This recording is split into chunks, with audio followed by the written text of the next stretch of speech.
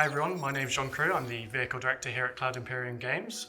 This year I'm once again joined by Ben Curtis, Vehicle Art Director, and Paul Jones, Concept Art Director, and this is our yearly Ship Talk panel.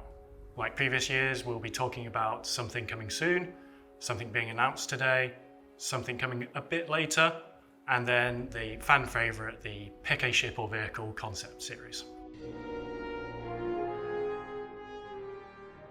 To kick things off this year, we're going to be talking about our new concept ship, which is the Crusader Spirit. This is a series of ships from Crusader Industries that is designed to take on a variety of other manufacturers' ships at the two-person crew level and does a wide variety of tasks depending on which variant you pick. The two standout competitors to this ship are naturally the Cutlass and obviously the Cutlass Blue, Red, Steel, and the Freelancer series. Those are all similar sized ships to this, and they also cover similar sort of roles. Compared to the Cutlass and Freelancer series, the Spirit benefits from not only Crusader Industries' sort of stylish physical appearance, but also their renowned speed and agility over those other variants. We have three variants of the Crusader Spirit. We have the C1, which is the cargo hauler version. We have the A1, which is the light to sort of medium bomber version. And then we have the E1, which is the executive VIP transport version. One of the really nice features of the Spirit series as a whole is the front half of the ship is kind of like this shared area, and it's the rear section that swaps out. So the C1 is the cargo hauler version. This comes with 48 SCU of cargo capacity in the central area, accessible like the other versions via the rear ramp. It's wide enough to allow a variety of ground-based vehicles on board, such as the Cyclone. You won't be fitting larger things in it like the tank. However, with the size of the cargo bay on the C1, you can put a vehicle and still have some cargo capacity left over. The A1 is the bomber version of the Spirit, which sort of splits the difference between the Hercules A2's bomber version, which has both size 10 and size 3 bomb options. This comes with size 5 bombs, and they are arranged in two vertical gravity dropped formations down each side of the central area. So you have a nice little walkway down the middle, and then you have the two sort of lines of bombs each side of you, and you'll be able to see them drop out of the bottom of the ship. It delivers a different role to what the Starlifter does in terms of the bomber. I think it's a much kind of smaller, faster ship, so it's much more agile. You're going to be kind of getting in and out and doing your bombing run and then getting back out of the danger zone quite quickly. So it feels quite familiar in that sense, but it does deliver a unique kind of play style compared to the Starlifter. So you might be asking yourself which one's better, and it really depends on what you want to wipe off the face of the planet that you're bombing. Obviously the A2 has both heavy hitters and what could be described as carpet bombing, whereas this is sort of for when you don't want to completely annihilate everything on the ground. And lastly, we have the E1 variant, which solely exists to give Jared heartburn over his Starliner. So this is a sort of taste of what the Starliner will get in the future, but on a much smaller scale. VIP1 is a really interesting module. It's basically split into two levels. And so, we really wanted to sort of have that VIP experience. Obviously, you're coming into a sort of multi-role ship, but when you get into the module, you've got lockers, space to put any sort of personal belongings. If essentially you're going to two elevators, left or right, and take you up to the top deck. So it has that sort of first-class feeling. I think what really makes the E1 stand out compared to some of our other ships is the large panoramic glass roof. So when you're in this kind of shared VIP area, you're gonna have great views and be able to kind of like explore the verse in something that I think is gonna be quite unique. And we also have the Mixmaster, which is at the front of the module, which is basically where players can go and choose whatever the drink it is. So it's cocktails or coffee. Then players will also have super comfy seats. They'll have the widescreen TV in their module. I'm really excited to see when we start getting our players and our AIs into these ships and being able to kind of explore the verse and you know, experience that kind of luxury living that, well, I've not yet to experience. So between the three variants, there are a number of shared areas. The sort of core of the ship changes with each variant, but there are some aspects which don't need to change. And starting from the front of the ship, you naturally have the cockpit or the bridge. So like other Crusader ships, you have the side-by-side pilot to co-pilot arrangement. Then you have behind them their living quarters slash bunk area and component access. And then you have the variant section which does change the sort of internal floor plan of the ships between them. Then at the rear of the ship you naturally have the ramp access area. So that's the Crusader Spirit. We hope you look forward to seeing this and seeing what it can do in the game in the future. From something at the very start of our vehicle production pipeline to something nearing the end of the pipeline, let's talk about the Drake Corsair next.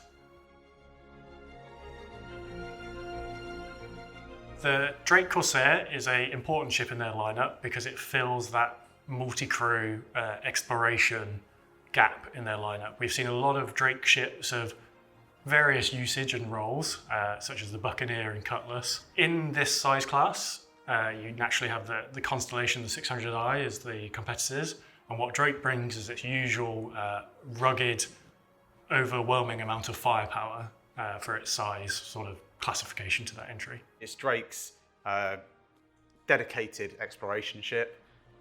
It's a kind of a medium, deep space vessel effectively. It's got a crew for up to 4, or space for up to 4 crew.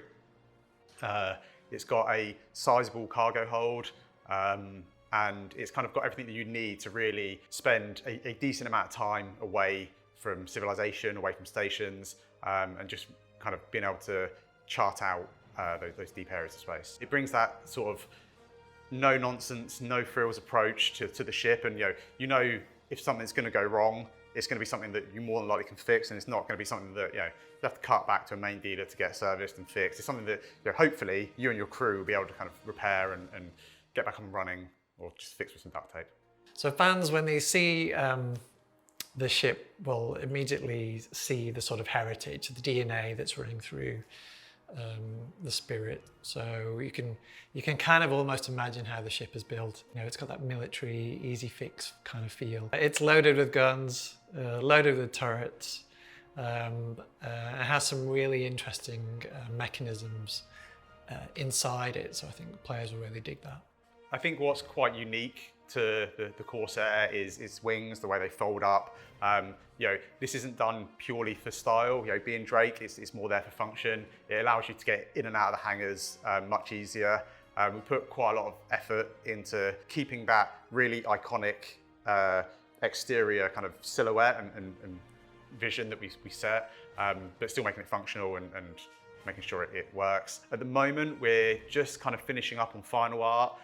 Most of the exterior has had, the majority of its core art time spent on it. We've still got lighting to do. We've still got kind of like final finishing to do, tweak some of the materials till we're kind of properly happy.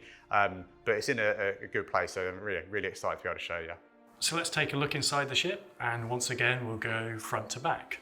On the inside of the ship, we start right at the front on the cockpit.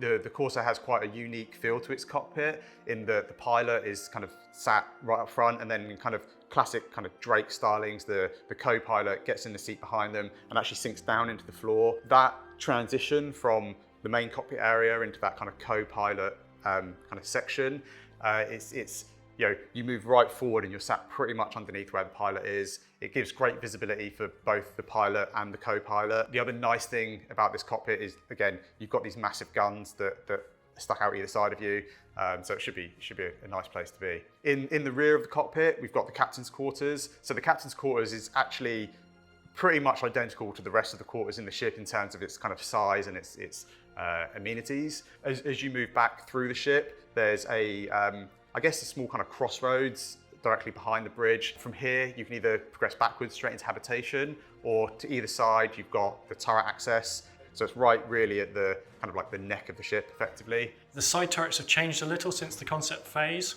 They now have a greater range of motion in sort of the yaw axis. We're quite limited at concept stage to about 45 degrees.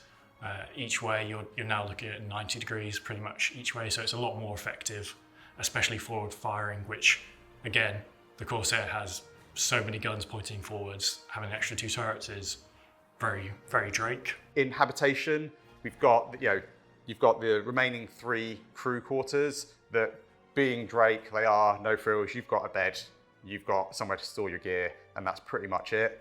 The main habitation area though is, if anything, quite luxurious for a Drake ship, in that there's a decent sized space.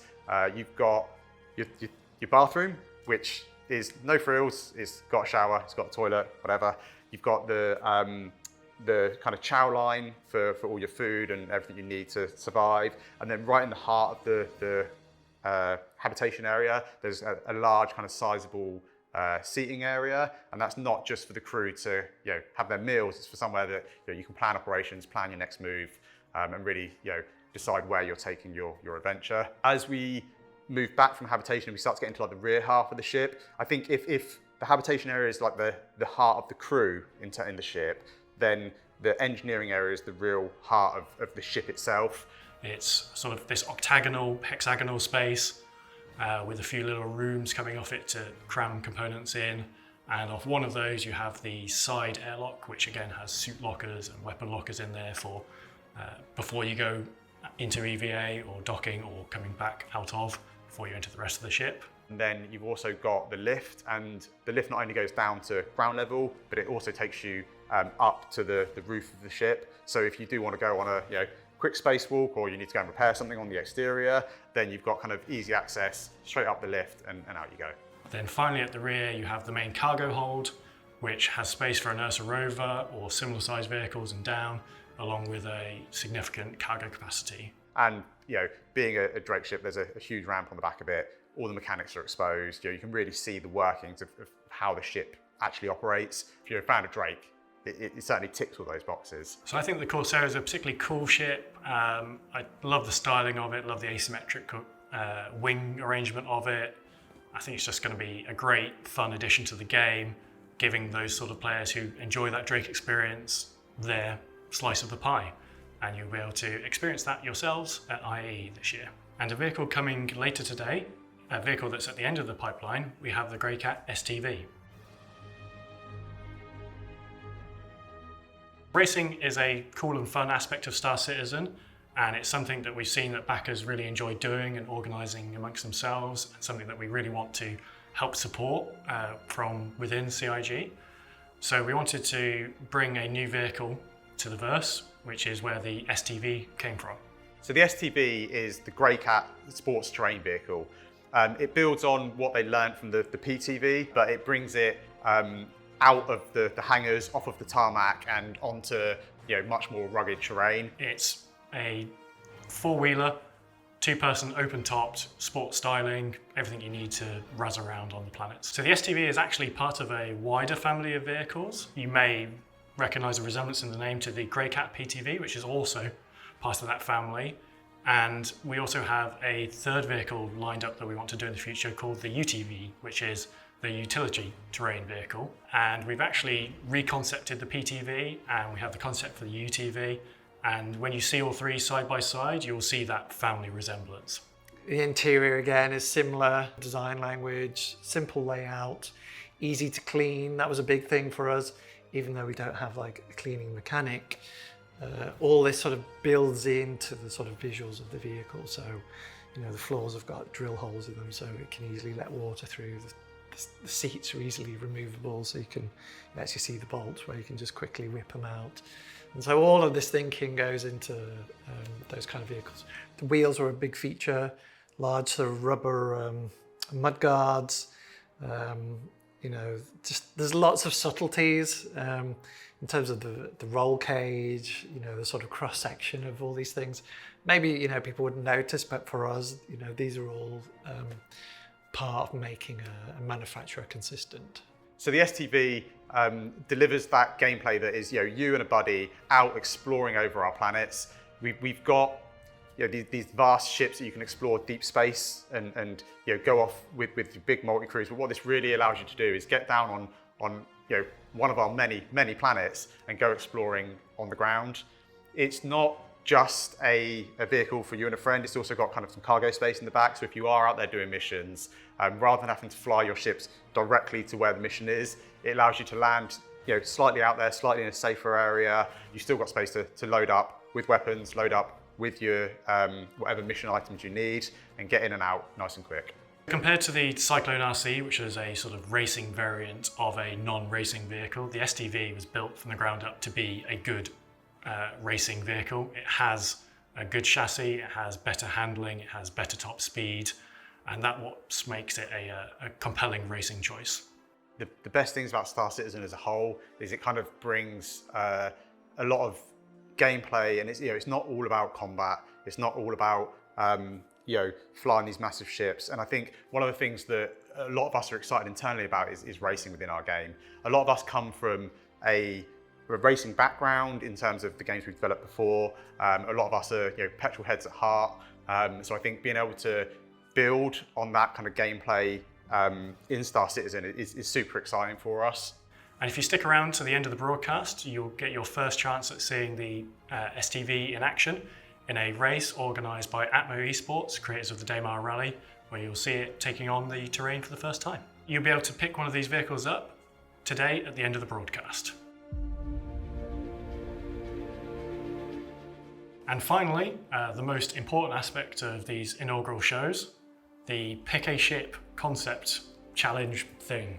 For those of you that have seen previous years, you will have seen that we've thrown up some silhouettes of potential ship and vehicle options and asked for your feedback on which one we should actually make.